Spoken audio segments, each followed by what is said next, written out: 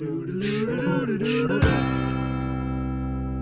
what's up guys? Hardlake Joe here coming at you with the What a Deck profile for episode 175, Element Saber Stun. For our monster lineup, we're playing 1 Phosphorades, the Elemental Lord, and a whole bunch of Element Sabers. We've got 3 of the Lapulia Mana, 3 Molahu, 3 Lapulia, 1 Malo, 1 Nalu, 3 Makani, and 3 Aina. For spells, we're playing 1 Reinforcements of the Army, 3 Pot of Indulgence, or I think Pot of Extravagance it's called now, 2 Terraforming, 1 Monster Reborn, and 3 Palace of the Elemental Lords. For our traps, we have 3 Metaverse, 3 Elemental Training, 3 Compulsory Evacuation Device, and 3 Heavy Storm Duster.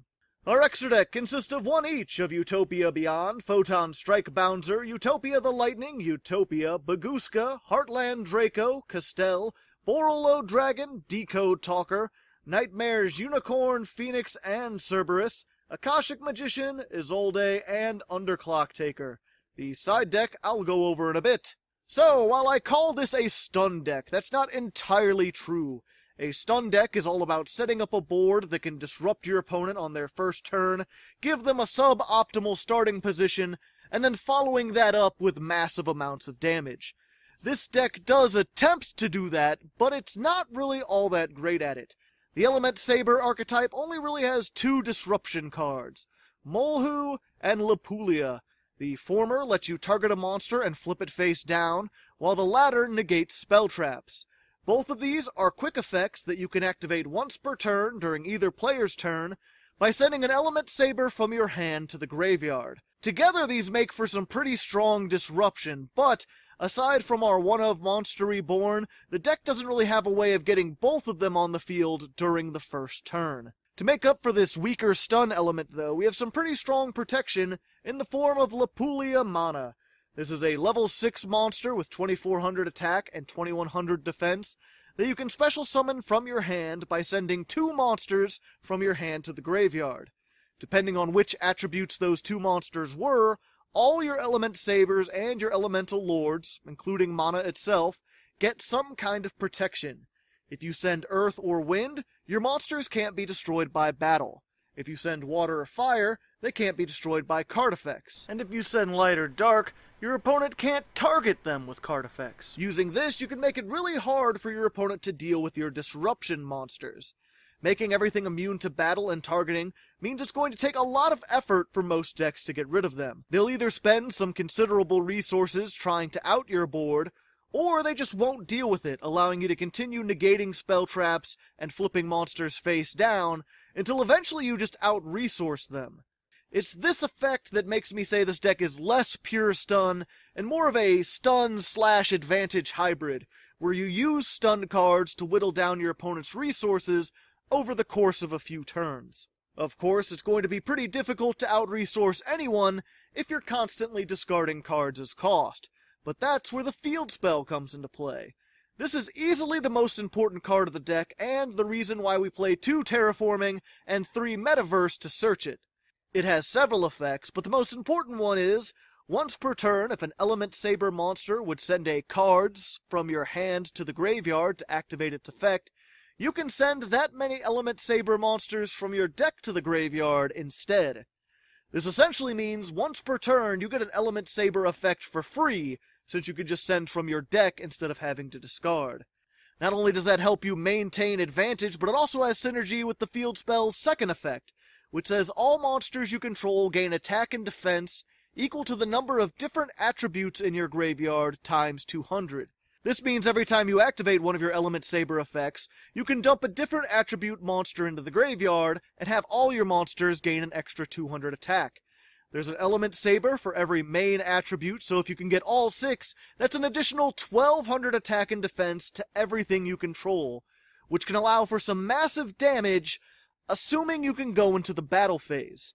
You see, the field spell has a third effect, which says once per turn you can search an Element Saber from your deck, but if you do, skip the battle phase of the next turn, even if this card leaves the field.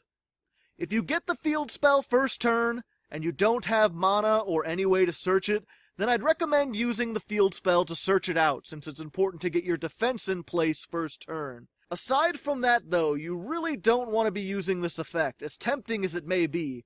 Skipping one battle phase to set up a strong stun board on the first turn is fine, but a lot of Element Saber players get trapped in this loop where they're constantly searching each turn and subsequently not attacking, giving their opponent time to gather resources and mount for an eventual counterattack.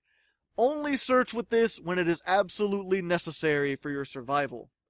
Now, as for the rest of the Element Sabers we play, most of them are useful, but not really essential. Like the others, they all send an Element Saber from the hand to the graveyard to do some effect.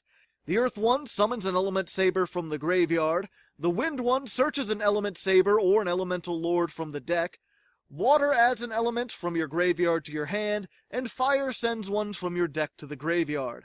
Water and Fire are nearly useless outside of niche situations, so I just play them at 1 and usually end up dumping them into the graveyard for an attack boost, or just searching them if I need them. Earth is great for swarming, so it's at 3, it's something you really want to see on the second turn, but Wind is probably the most useful of the bunch. Not only can it search mana without skipping your battle phase, but can also search our one of Elemental Lord. This thing is a beefy level 8 with 2800 attack, which cannot be normal summoned or set, but must be special summoned from your hand by having exactly 5 light monsters in your graveyard. When it's summoned, this thing destroys all monsters your opponent controls, but if it leaves the field, you skip the battle phase of your next turn. Now we can summon this thing because all of the level 4 or lower Element Sabers have an additional effect that I haven't mentioned yet, which is, once per turn if they are in the graveyard, you can declare one attribute, and they become that attribute in the graveyard until the end of the turn. This means that as long as you have at least 5 Element Sabers in the graveyard, you can just modulate their attributes until you have exactly 5 lights. There are actually other Elemental Lords, such as Moon Glacia, who requires 5 water and discards 2 cards from your opponent's hand, and Windrose, who requires 5 winds and destroys all spell traps your opponent controls. These are all very powerful, but I find that having more than one Elemental Lord in your deck can be bricky, since they don't help you stun or defend in any way, which is why these are just in the side deck.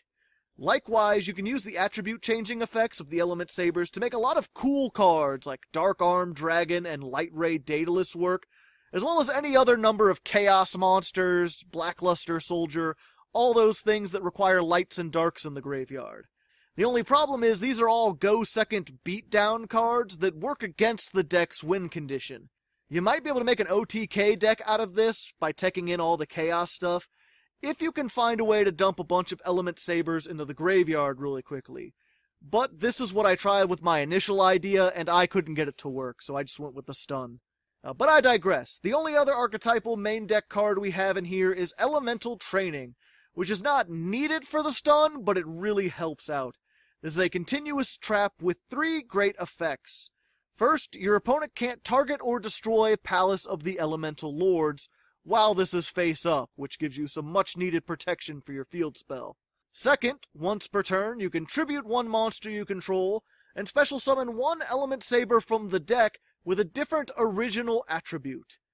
This effect is amazing, essentially giving you another search in the deck that doesn't take your battle phase, while also allowing you to do neat things like dodge targeting effects, add some extra attack during the battle phase, and switch out a monster who's already used its effect this turn with one that hasn't.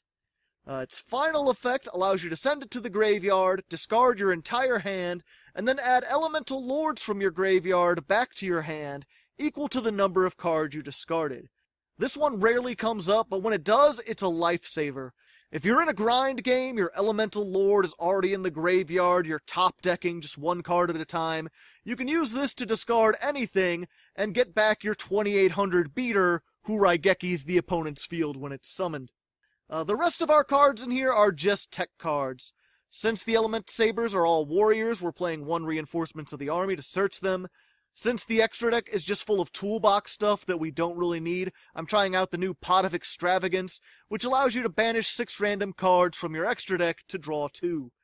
Monster Reborn is particularly useful in here because the field spell lets you dump anything from the deck into the graveyard, which can just be revived with this, giving it sort of a toolbox element. The last 2 cards are just 2 traps that I like. Compulse I found very useful when paired up with Book of Moon on legs over here. Between the two of them, you can usually keep your opponent from getting enough monsters on the field to link summon. Or if you know what they're making, you can wait until they get their boss monster, and then send it back to the extra deck so that all their work was wasted, helping you with the resource game. Likewise, Heavy Storm Duster is a nice +1 when it comes to spell trap removal, and not really a hindrance since this is a go first deck. As always with these generic tech cards, you can replace them with whatever you'd want to make this more or less competitive, or use some of my candidates from the side deck. The only things I'd really suggest in here are just the other elemental lords. Everything else is just other options to think about, and I'm not really going to go into detail on them since honestly, I didn't really think them through all that well. It's mostly just alternative traps that I tried out before deciding on Compulse. The only interesting one of the bunch is Quill Pen of Goldos. This is a neat little tech card that allows you to make use of the Element Saber's graveyard effects. It allows you to recycle 2 wind monsters in your graveyard in order to bounce a card to your opponent's hand. Sometimes if the game gets really grindy, you can actually start to run out of Element Sabers in your deck to send, and this allows you to add 2 of them back to the deck while further hurting your opponent. You just use their effects to change their attribute to wind. Anyway, there's the deck. I hope you enjoyed. If you'd like to see Element Saber Stun in action, you can check out the main video there. I'll be playing 10 random duels against opponents on YGO Pro, showing off how this works. Or if you're short on time, check out the replay video. Both should be on the end card and linked down in the description. Anyway, until next time, good luck and have fun.